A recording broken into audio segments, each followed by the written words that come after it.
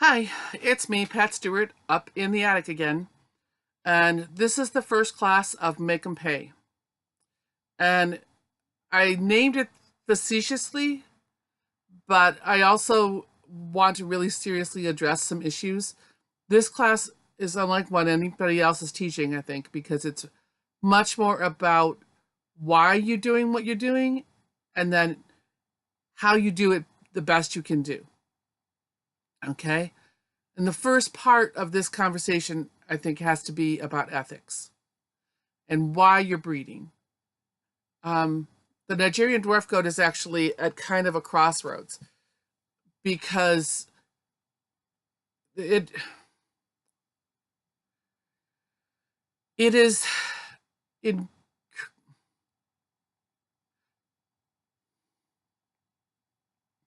it is feeling the effects of the pet syndrome. When people saw the movie 101 Dalmatians, there was a big rush out to get Dalmatians. When the movie Beethoven came around, there was a big rush to go get St. Bernards. And then shortly thereafter, there was a big rush of Dalmatians and St. Bernards going into, going into shelters.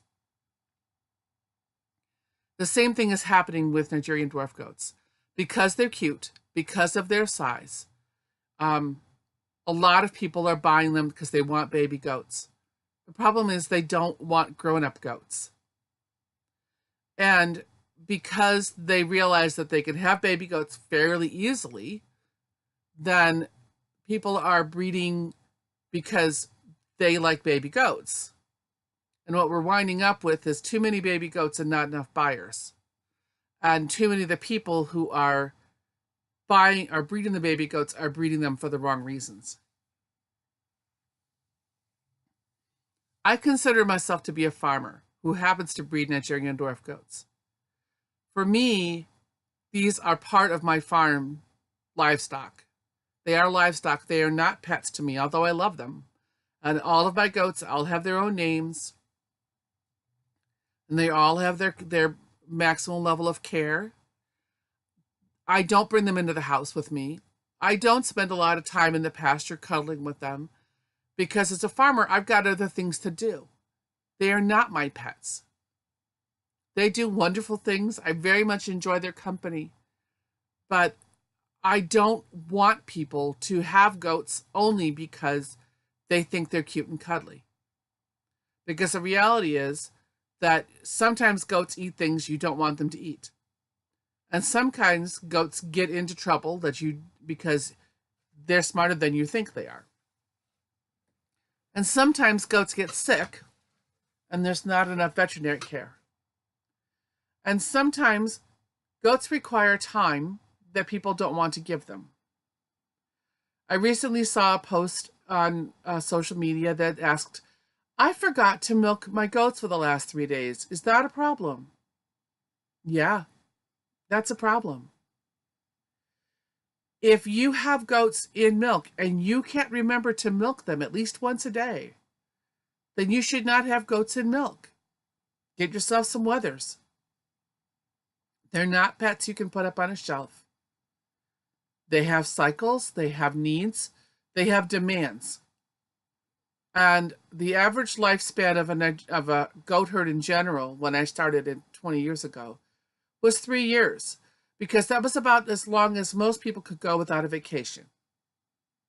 Because if you have milking goats, you are tied. You cannot go on vacation the way you'd like to, unless you can afford to find somebody to be your pet sitter, to come in and milk those goats twice a day, or at least feed the goats twice a day. You can't give a goat a bale of hay and all the grain for the weekend and expect that it's going to ration its food out, because it's not. It's going to eat what's available. If it's hay, it will probably be fine. If it's grain, it could very well give itself bloat. So I know there are people who take offense to the fact that I call myself a farmer, because in their mind, they think that a farmer is somebody whose animals are dispensable. My goats are dispensable. They're not disposable. But they are part of what gives my family its food through the milk, through the ice cream, through the yogurt, through the cheese. I don't eat my goats, but someday I might, and I have eaten goat. They happen to be the commodity that I raise.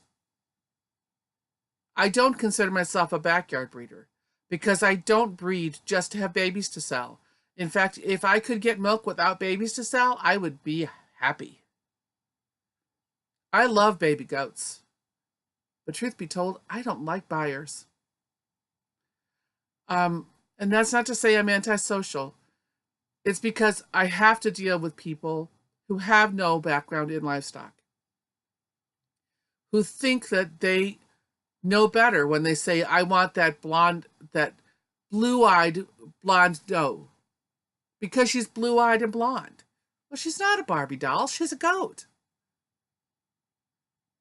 The value of that doe is not in the color of her eyes or the color of her coat. It's in her ability to give milk and healthy babies and stay healthy herself. That's what a goat is bred for.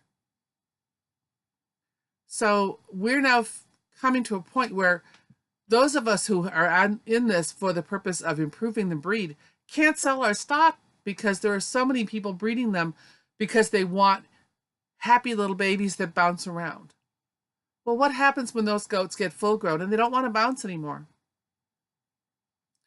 What happens when they come into milk and somebody's too busy to milk them? They get mastitis and get gangrene and maybe die. When this is about make them pay, it's not meant to be a way to get back at them. It's actually my way of saying, if you want to breed goats, you can do it, and this is how to save some money. But I'm going to say right up front, I don't want to teach you how to breed goats for color. And I don't want to encourage you to breed goats for polled. And I don't want to encourage you to breed goats for eye color. I want to show you how to make money to pay for your herd, whether it's a hobby or a business, in the way that will keep goats around for a very long time and not wind up being orphans someplace in a shelter because they stopped being cute. Okay? So, what do you need to think about if you're going to be doing honest to goodness breeding? You have to think about why do you have to think about why do you have these goats? If you have them just to make babies, then what are you going to do with the milk? Are you going to let the babies have it? There's nothing wrong with that, except I think it's kind of cruel to take a baby away from its mother when it's never been weaned. So you need to think about where you're going to put that baby or those babies, because remember, they should be always at least with one other goat, away from mom, so you can get that baby weaned. Okay? I want to encourage you to have the goats so that they will provide for your family, both in your stomach and in your pocketbook and in your heart. Right? So you can make cheese, you can make yogurt, you can make ice cream, you can drink it. You can make cajeta, which is a wonderful goat milk caramel sauce. You can make soap, as I said. You can make goat milk candles. You can sell the milk if you want to. But most people, when they think about getting goats, they think about goat milk cheese. So let me talk about a little bit about what's involved with having a cheese operation and a little study that I did. I took the cost of 1 gallon of milk, which I would charge $10 a gallon for.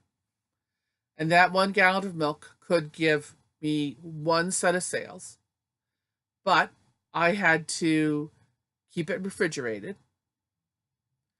I had to have it tested.